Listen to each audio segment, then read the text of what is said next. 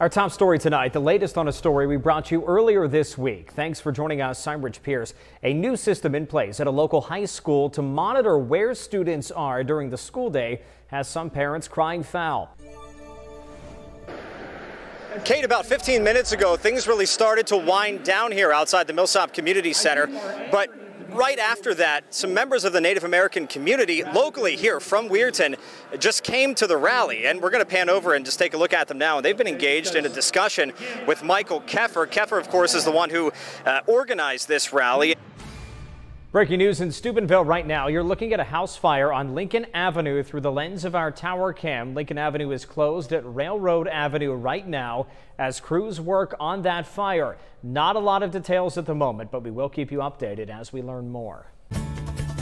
Severe Weather Team 9 coverage for you now as we take a live look outside through the lens of our tower cam, and it's a little bit of a better shot than earlier. You can kind of see some of downtown Steubenville if you look very low. It's a rainy one out there tonight, isn't it? We have had two tornadoes in two distinct areas today, at least. Brian is going to have to help us out with how many tornadoes actually were reported today. The two that we have been getting the most info from so far, New Athens and Wintersville, we'll just call them New Athens tornado, Wintersville tornado for our purposes here, just kind of to describe them to you. And that one from the New Athens tornado, and that was sent to us via Chime In. So that was that tornado that was in, of course, the New Athens area. It was also in northern Belmont County, southern Jefferson County. This photo sent to us of the Wintersville tornado. Joe Hickman sent this to us via Chime In, and take a look at that funnel cloud. I mean, that is something that you don't see every day here in the Ohio Valley. You can see it just straight up and down, very obviously, and I am told we're going to go live to another one of our reporters in just a moment here. But for now, let's take a look at this photo again sent to us by Joe Hickman. He was traveling towards Steubenville, took that in Wintersville, and that one is the one that happened later. So if you're just tuning in, if you're expecting to see Jeopardy right now, we are live because we've had multiple tornadoes here in the Ohio Valley this evening. It all started around 5 o'clock. We've been on air with coverage constantly of these tornadic systems since then. Kate, Chief Culbertson, thank you so much. Let's go now to Tyler Madden. He is covering that Wintersville tornado and the damage therein. Tyler. We'll send things back to you. All right, Tyler, thanks so much. Tyler and Kate on scene right now. Claire O'Neill's out there too. We have more coverage coming up in just a little bit, and tonight at 10 and after the Olympics on WTOV9. Let's go now back to Brian Ivy. Guns were not the only topic discussed. In fact, there are some travel changes you should know about if you're planning on flying this summer. We have that for you on our website, WTOV9.com, along with our previous reporting on the issue of guns and planes. Yes, people who do not want to see the mascot phased out are expected to attend tonight's meeting. I was speaking with the organizer of last week's rally, and he said that he's got a number of questions he wants to raise to the Board of Education today. Namely, did the Board of Education have anything to do with the decision to phase out that logo? And here's a look at that logo. It's a cartoon Native American with red skin wielding a tomahawk, and that's something that some groups say is racist. The high school administration has said that is a racially insensitive logo, and they're going to begin phasing it out. However, on the other side, people are saying, no, that's part of Weir High's history, and they don't want to see it gone. In fact, it's been on uniforms very recently. In fact, we were told last week that the bowling team just purchased uniforms that had that logo as part of it. So we're going to get to the bottom of things here, and hopefully the Board of Education, somebody or the superintendent will speak to us tonight.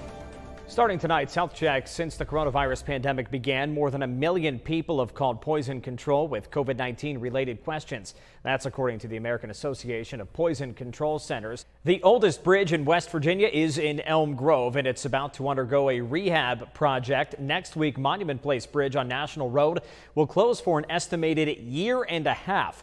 The work will not replace the historic structure, but functionally, it will be like new. Governor Mike DeWine enters what could be his final year in office, having, for a time at least, been one of the major faces in the fight against COVID-19 at the state level. But a lot has changed, a Senate bill limiting his powers and a reluctance by just under half the state to get the jab. Here's part one of my sit down at the governor's mansion. Senate Bill 22 stripped you of some of your power when it came to pandemic response and health orders. How big of a hindrance was that, and has that been? You know, I think at this point in the pandemic, I'm not aware of any state that's compelling anybody to get a vaccine. You've been very pro-vaccine the entire time. Red counties tend to have a lower vaccination rate. Of course, many of those people voted for you. Why is that, and is there anything that can be done party-wise to encourage? I think we're seeing across the country a real divide between more rural counties and more urban counties. Kate, the day-long journey may be coming to its end in the next hour or two. Right now, they are lowering the bridge onto those concrete piers, and when that's done, they'll have to weld the bridge to the top of those concrete piers. What's going to happen is tonight around 7 or 8, they're going to assess where they are. They could finish tonight. They could wait to finish tomorrow morning. But as the bridge sits right now, it is safe. They could drop things and move on right now, and it would be just fine overnight without any issue. And I'm going to step aside and let you see what workers are doing right now. And there are workers up there, and it's hard to see because they look awfully tiny. Now, this bridge reached its peak at about 4 o'clock today. And ever since then, they have been lowering it ever so slowly. In fact, when you watch it, it's nearly imperceptible to the eye how much that bridge is actually moving. But when you compare it to where we were a couple of hours ago, there is certainly a difference. I don't believe Weirton, West Virginia needs to cave in to the cancel culture. Yes, I believe the logo should be removed. The logo is a cartoon image of a Native American holding a tomahawk. And while it's not officially the school symbol, it does appear on shirts, hats, and even uniforms. Was never intended for any type of racism, offensiveness, or anything like that in that manner. This right here, from my understanding, was chosen because of what an Indian represents. An Indian represents a warrior, strength, pride, and spirit.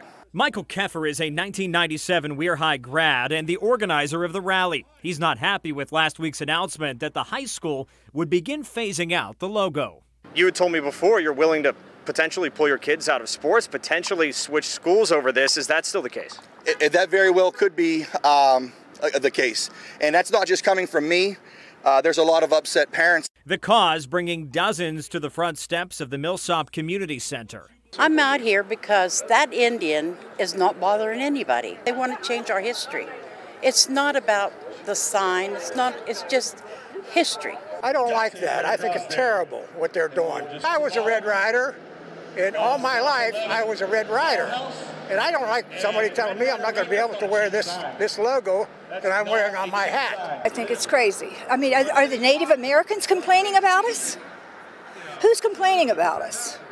I mean, you know, okay, so they did it down in Washington, D.C. They're going to do it in up the Cleveland Indians. I never thought it would come to Weirton, West Virginia. I do hear the other side, and I invite those people to come down here, you know, for a friendly debate. Debate they did. Multiple members of Weirton's Native American community and supporters came in opposition. There should not even be a question that this image this gentleman is holding is 100% racist imagery. As we stand here, this whole crowd of whatever you have, 50, 55 people, is here in support of this. The name itself, Red Riders, stands for like the redness in our skin and the genocide of receiving any red arms or scalps of Native Americans. I find it so funny that so many people believe that it is acceptably okay to keep this image. I don't, like, if you believe this image is perfectly okay and you see nothing wrong with it, I do believe you need to educate yourself on the history of Native Americans and understand why that's not okay.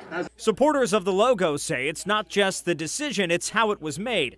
They believe the community should have played a bigger role. West Virginia 1st District Delegate Mark Sateslo agrees. I just heard him over the weekend, just from Facebook. No, there was no discussion, no conversation, no anything. And no sides were given for it. And I think that's unfortunate. Do you believe the mascot is racist? Do you believe the logo is racist? I believe that the mascot, the one that he held up, I could see that being offensive.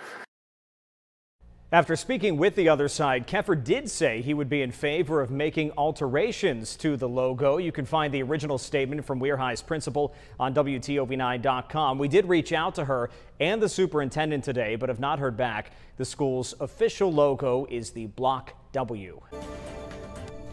The date, May 29th. The place, Hancock County, the site, the Ergon facility in Newell. Flames shooting into the night sky, the second fire at the plant in as many months.